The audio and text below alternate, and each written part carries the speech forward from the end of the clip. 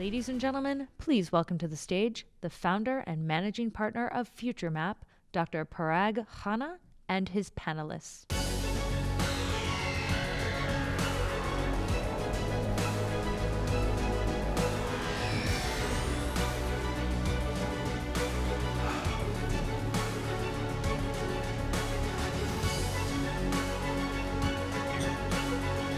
Ramdeo.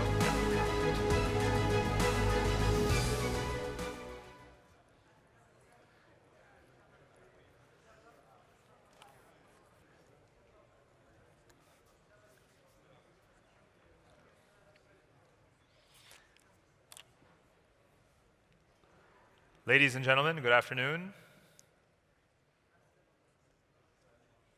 Thank you very much for being here. Please take your seats.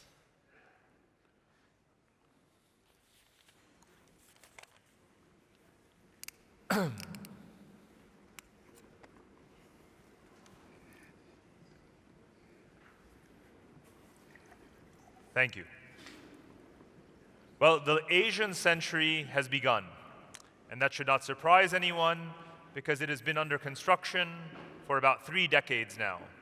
Some of you will remember that on November the 9th, 1989, 30 years ago next week, the Berlin Wall fell. 2 years later, the Soviet Union collapsed. Ever since then, Asia, from West Asia here in the Gulf to East Asia, all the way in Japan, has been stitching itself back together like no time since the 16th century of the ancient Silk Roads.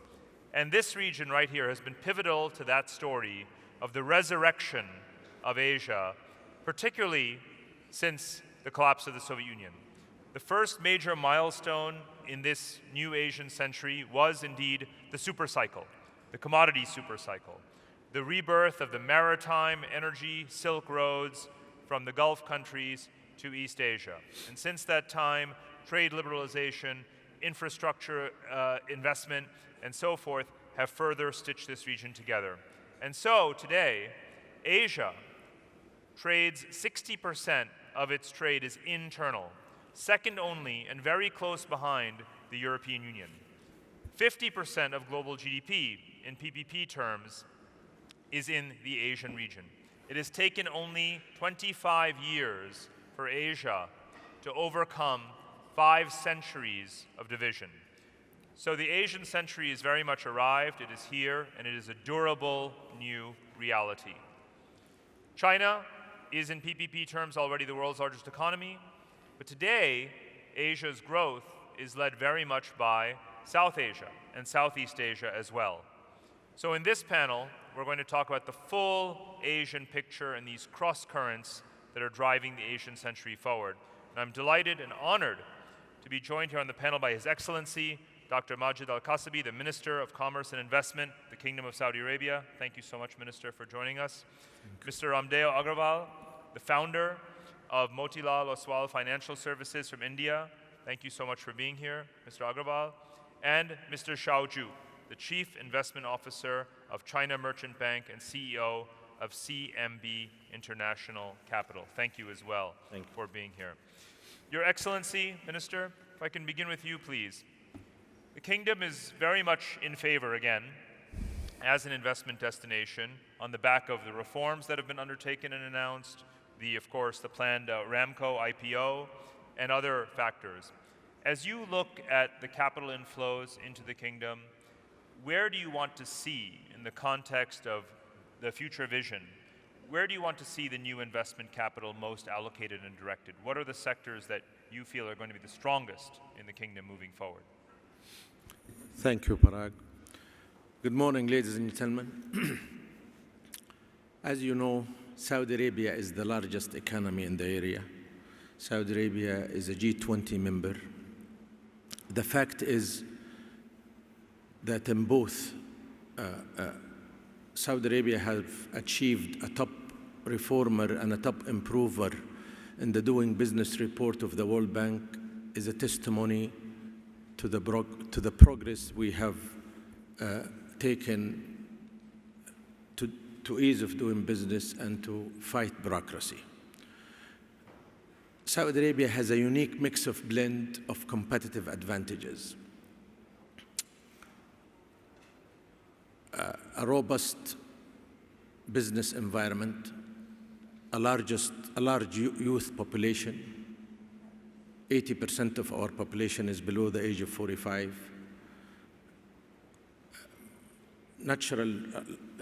Rich natural resources, high infrastructures, capable infrastructures.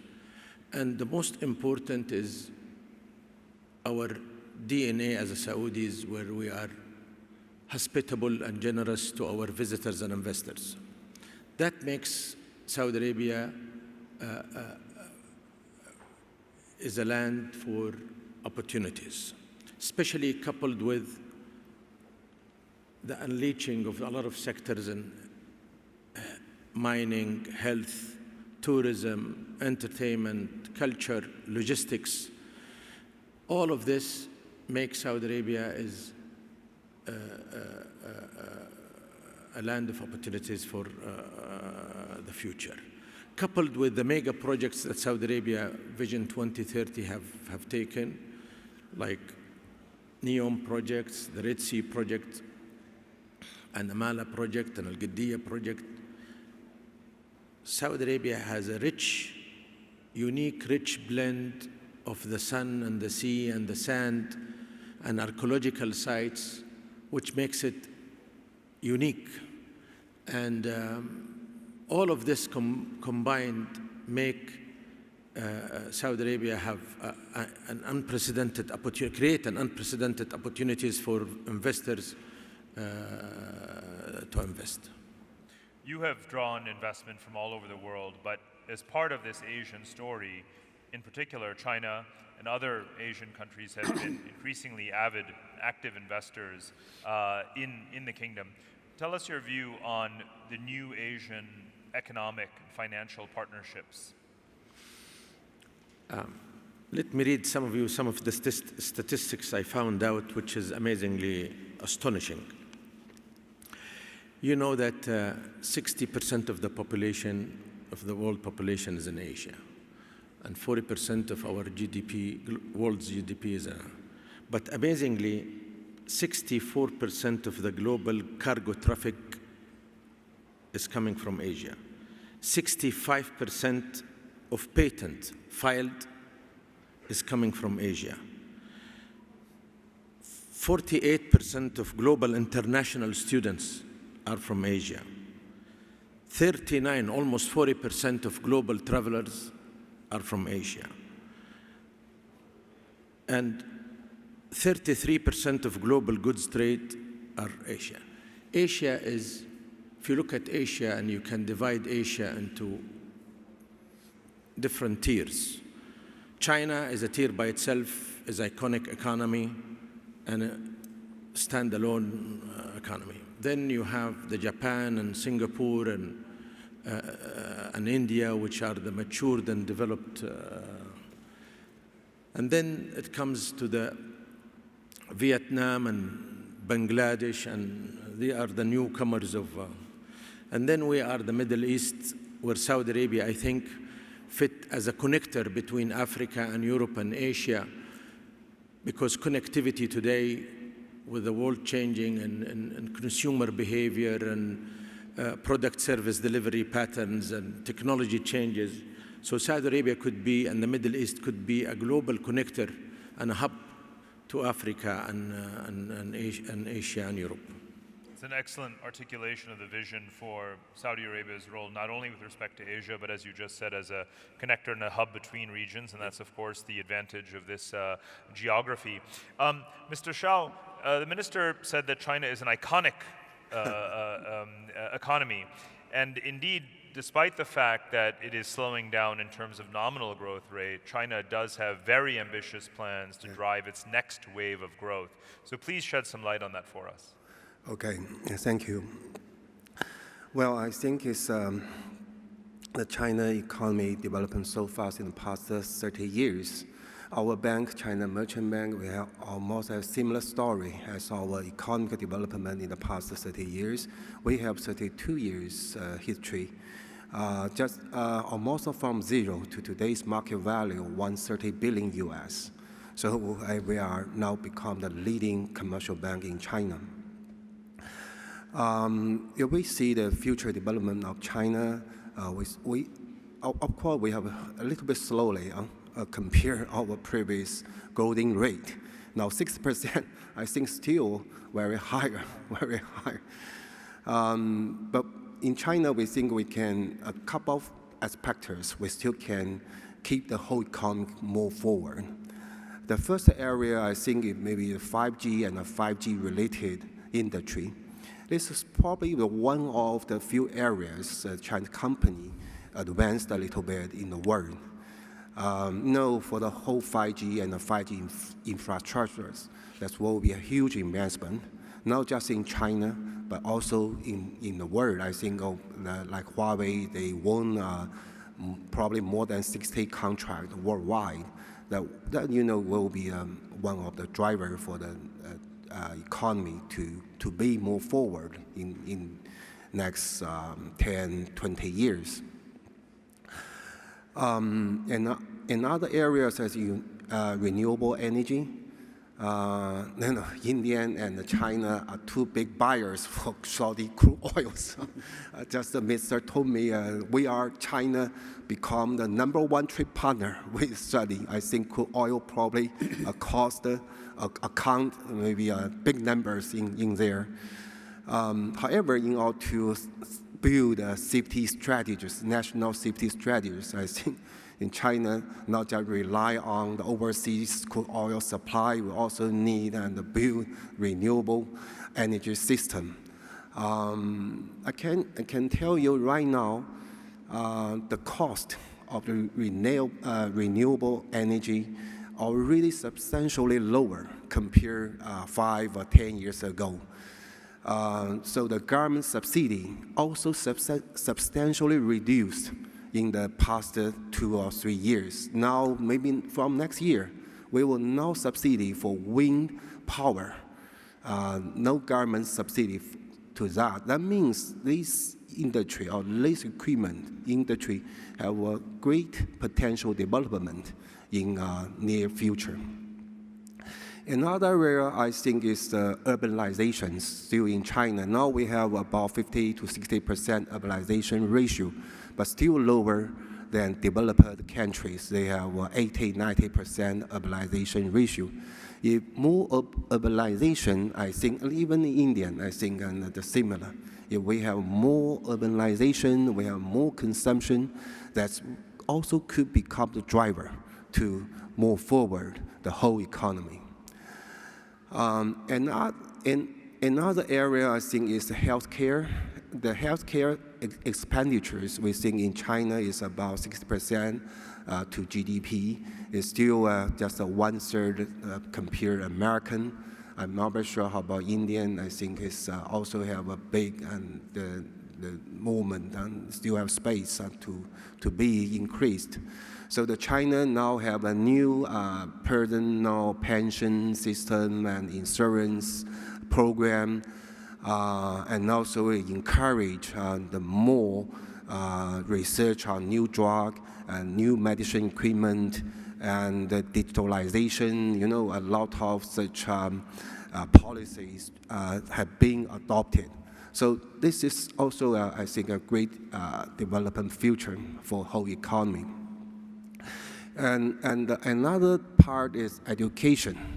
Both Indian and ours, we send 1 million students to the Western countries, from primary school, middle school, or university. On one side, you say the education standard is good. They got the better education or good education in Western school. Then on the other side, we say we also must build ourselves education system. That means a huge investment to set up our education from primary school, middle school, to the university. Not just set up a lot of training company, education training company. A lot of have been listed in New York, in Hong Kong. This just a training for language, for some SAT examinations or such kind of education. But we need a real education system to be established. So I think this is also another area to be become the driver for the whole economy, for the whole China economy for the next maybe 25 years, 30 years. That is an enormous agenda for China to move forward on. Some of the areas that you've identified that are hard and soft infrastructure, whether it is 5G, renewable power and ports, or soft infrastructure like healthcare technologies and education. Some of these are exportable, and what China has also done is to actually promote the rest of Asia through the Belt and Road Initiative, in the sense that infrastructure investment and lending helps other countries catalyze growth, import some of the lower cost but high productivity enabling technologies such as 5G and so forth. Can you give a couple of examples, because CMB is active worldwide, Europe, Australia and so forth, but also in the Indian Ocean region and Africa, some examples of where CMB projects and where China is helping to promote this pan-Asian development? Well, yes, we are, we are the financial institutions. We also provide lending in overseas to support Chinese companies, their overseas activities. Like in this year, we support iron steel company in China. They acquired Global Switch in Britain. That cost them 1 billion British pound, but we provide 50% financing to support them. 2 years ago, we also support another mining company in China. They bought the copper mine in Gangguo from Freeport of America. That cost them 3.2 billion US. And we also provide the part of financing. Also, we go through our parent, China Merchant Group. We have some port project in Sri Lanka. We have a huge project in Sri Lanka. We also have the project in Djibouti. That port could be well communicated between the different countries. It will be increase the trading volume for this region. Very interesting. So I think that China's infrastructure push is something that is actually very much in demand from some of the partner countries in the region. India sits at the middle, really at the heart of the East-West connectivity between West Asia and East Asia, and the Prime Minister has been resoundingly re-elected. Prime Minister Modi was also here at the FII and got rave reviews for his presentation just the other day. So talk to us, Mr. Agrawal, about the trajectory for India going forward. We know that the growth rate has taken off. It may have come back down a little bit, but it's still very, very strong. Some of the fundamentals are certainly there. The urbanization rate is accelerating. Talk to us a bit about the next wave of structural reforms and potential in India. Okay. See, the India story is very, evolving story, and we call it India the next $1 trillion opportunity. What happened was India got independence in 1947. It took 60 years for the country to reach $1 trillion GDP. That was in 2007. Now we are about 2.8, 2.9. And as Mr. Modi says, that by 2025, we want to be $5 trillion economy. So this journey of India, and let me tell you, India is growing in last 30, 40 years at the rate of 9%, 8.5 to 9% dollar GDP growth rate. So that is a relentless compounding at that pace. So we are going to touch from current 2.5 to 5 and 5 to 10 in next 15 years. This journey is extremely high probability that this is going to happen. Nobody can say about 100%, but I would say 99.9%. This is happening. Now, what is the significance of this particular journey? We are 1.3 billion, 1.35 billion people. Per capita income is very low. The global average is upwards of $10,000, $12,000 per capita. We are at $2,000 per capita. When the GDP goes from 1,000 to 2,000, the discretionary spend goes from literally $100 to $1,000. So what is the doubling of GDP is 10x for discretionary spend. And when GDP goes from 3 trillion to 10 trillions, the discretionary spend will go up by 20x, 30x. So the opportunities for all the entrepreneurs, all the global investors is across the board. I mean, you name it, from the petrochemical, from energy to infrastructure to education to banking to insurance. I mean, we are still opening our insurance. So there is no, whatever you know best, wherever you are best, you have to be there. Because this is a land of opportunity. This is happening. This will happen. Now the issue is who takes the lead in terms of going and establishing themselves. There are some execution difficulties, but that's what the early movers will be able to. And this government, Modi government, is extremely hell-bent. I mean, I think in second term, I wish he fulfills the promise of business. Government has no business to be in business. Minimum government, maximum governance. So I think that is a theme with which Modi's government is doing the second term, and this journey continues. For all the investors who want to know, what are the key signals they should be looking for in the next couple of years in terms of structural reforms, regulatory reforms, foreign investment reforms and regulations to attract capital into Indian equities and into all of these key sectors that you have rightly identified are certain to grow in India? What are the signals they should be looking for? Very immediate signal clearly is the government pushing back from the what you call public sector undertakings, the state-owned enterprises. So they have put up, I think, 8 or 10 companies onto the selling list, but markets are still apprehensive whether the deals will go through. So the best thing to see right now, how fast and how effectively government actually withdraws from these segments. That will be the very first signal. And the opening up, actually opening up in terms of a lot of sectors are still kind of a 50%, you can own 49%, like insurance. Insurance is a very global business, very large opportunity. When you go from 3 trillion to 12 trillion, 15 trillion, the insurance sector is going to become very large. But you are allowed to own only 49%. If those kind of reforms come in, you're allowed to own 75% or 100%, you'll see rush of capital into the country. So I think it is all about few of the government restrictions on entry of ease of doing business. You might have seen India moving from 143 to 76, and this time I think it has come down to 63. So this is the fastest, improvement in ease of doing business for anybody. We just announced, I mean, this new government immediately announced the corporate tax rates to be the lowest, amongst the lowest in the world. So they are saying that India has to create unlevel playing field. For global investors to come, you see half the world is sub-zero. $17 trillion of bonds are sub-zero. So the world is looking for a place where they can dump their few trillions. India is getting ready, and they are trying to create unlevel playing field where India becomes the most interesting place to do business. So I hope this happens. And India's exports are also very, very strong coming out of the inward investment in innovation. You mentioned to me earlier, India's software exports last year stood at $140 billion. Yes. So they've touched a record as well. And that's a set of exports, obviously, that's very complementary to developing Asian economies like Saudi Arabia. And so it's no surprise that the kingdom has been strengthening its relationships with India, in addition to the strong relationships in technology and investment that it already has with Japan and China. Minister. If I may, I think the key issue, or there is what is behind the recipe of success of India and other Asian countries.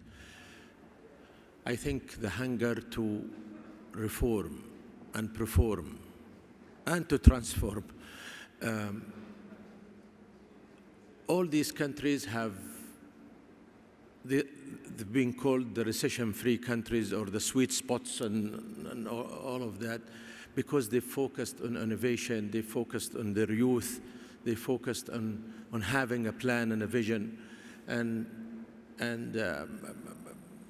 they're looking not inward but outward. In today's world, we have to look at ourselves. The real challenge of today is what kind of a global governance do we need that will allow free trade,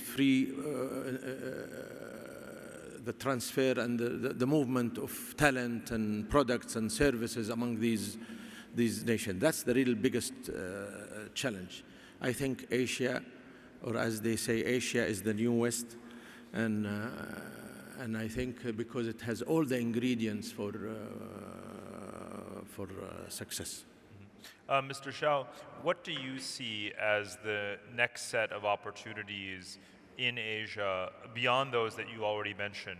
Earlier we were talking about Sri Lanka, about Djibouti, about Australia, Europe, and of course the things that are happening within China. What are the other geographies that from your standpoint, also representing the umbrella group of China Merchants Group, that you think are going to be the exciting investment destinations and high growth markets in Asia? Well, I think it's also like in India or Indonesia, because previously we have a guest, he should come in. But for those countries, I think really have, even in Shadi, I think you say the great also have a very great investment opportunities. I think some area like high-speed train system.